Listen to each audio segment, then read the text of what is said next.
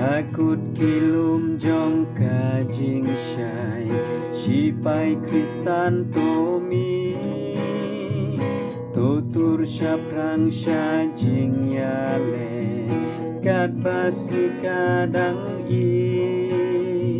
Saudong jong inong syun kike Laka bolut ngin sei Ngitip jinget kalong jing job Kan job lut ya putih Ngin job daka jinge Ngin job daka jinge Oh da jing job don burong Ngin job ya ka putih Kat syaba pai nong syun ngi shem Ha jing riam yi shir kei Shong suk ngim dey sya prang ngin tu Ngin ting ki nong syun lei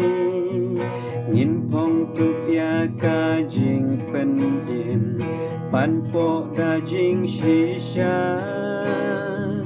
Kapur thay lut kan sa khen nyu Tăng yo nghèo jing sa wa Nhìn job ta ka jing nghe Nhìn job ta ka jing nghe Oh da jing job don burom Nhìn job ya ka per thay Kita bajob ya kinong syun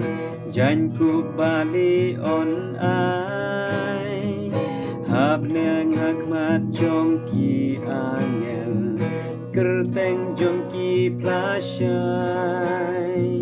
Tina lor ki lum kajing syai Dok lut ai lut hau Ngin job ki sipai ka jing dum Ha kerteng uji su Ngin job da ka jing e Ngin job da ka jing e Oh da jing job don burom Ngin job ya ka